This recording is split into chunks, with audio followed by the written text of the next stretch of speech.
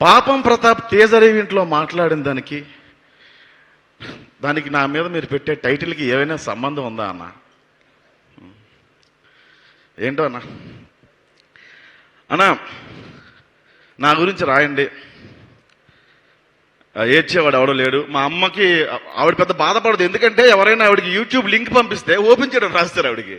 ఎవరో పొరపాటు నేను చూపిస్తే మొండ పడిపోయినా జమ్మ పడిపోయినా నా కొడుకు గురించి అలాగే అంటారు, బాధపడదు తప్ప ఏడ్చేవాళ్ళు ఎవరు లేరన్నా. ఎవరైనా అంత ఫ్రెండ్షిప్ చేయడానికి వచ్చినా కూడా అని గసిరి పంపించేస్తాను నేను. అంత ఉత్తముడిని, అంత ఉత్తమ స్వభావం ఉన్న వాడిని నేను. కాబట్టి నా గురించి రాయండి, నా గురించి ఏవైనా మీరు రాసుకోవచ్చు. వీడు మగాడు కాదు, మృగాడు. ఈ సినిమాకి వీడు కీలకం కాదు, కీటకం. వీడు ఒక ప్రాస్టిట్యూట్, వీడు ఒక ఆల్ఖైదా, వీడు ఒక స్లీపర్ సెల్. పాకిస్తాన్ షేక్ ఉలల్లా ఖాన్తో వీడికి సత్సంబంధాలు ఉన్నాయి. రాయండి అన్న, సింపతి కోసం చెప్పట్లేదన్న. మీడియా మిత్రులారా, నా గురించి మీరు ఏవైనా రాయండి, ఏవైనా. రీసెంట్గా ఒక సంఘటన జరిగింది, మీ అందరికీ తెలిసిందే. ఎప్పుడు ఇది నేను ఎక్కడ మాట్లాడలేదు, కానీ తప్పలేదన్న. ఈ 3 రోజులు పడే హింస వల్ల మాట్లాడాల్సి వస్తుంది. అందుకు మాత్రం వచ్చాను అన్న ఇక్కడికి. ఓ ఇన్సిడెంట్ జరిగింది, మీరు వెళ్ళి మళ్ళీ యూట్యూబ్ ఓపెన్ చేస్తే ఫస్ట్ నా వెబ్ సిరీస్ల కన్నా అదే వస్తుంది. అది మర్చిపోయి, ఆ మచ్చని మర్చిపోయి సార్, అరే గెలుద్దాం మళ్ళీ, ఓ మచ్చపడింది దాన్ని తుడిపేసుకుందాం, మళ్ళీ పని చేసుకుందాం అన్న.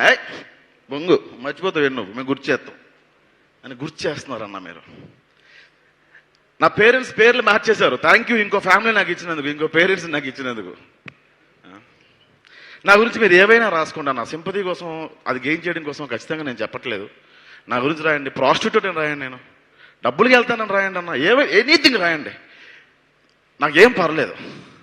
కానీ వేరే వాళ్ళ పేర్లు మాత్రం, వేరే ఆడపిల్లల పేర్లు మాత్రం దయచేసి ఇన్వాల్వ్ చేయకండి అన్న. నా గురించి మీరు రాయండి. ఆ రోజు బియ్యం డబ్బులు వస్తాయంటే ఇంకా రాయండి. ఎనీథింగ్ ఏమైనా రాసుకోవచ్చు, మీరు ఏమైనా రాసుకోవచ్చు. మీకు నాకు తెలుసన్నా, మీ అందరూ ఇందులో జర్నలిజం చేసే వాళ్ళు ఎంతమంది ఉన్నారో నాకు తెలియదు, కానీ ఎందుకంటే మీ దగ్గర నుంచి నేను వచ్చా. అలా కెమెరా పట్టుకొని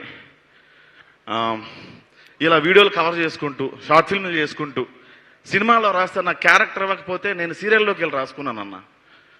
కంటెంట్ మొత్తం రాసిన తర్వాత ఒక బిర్యానీ 1000 రూపాయలు ఇచ్చేవాళ్ళు సార్. 11 వర్షాలు రాసేవాడిని నేను. చేతులు ఖాళీ ఉండేవి సార్, అప్పట్లో రాసుకుంటూ ఉండేవాడిని.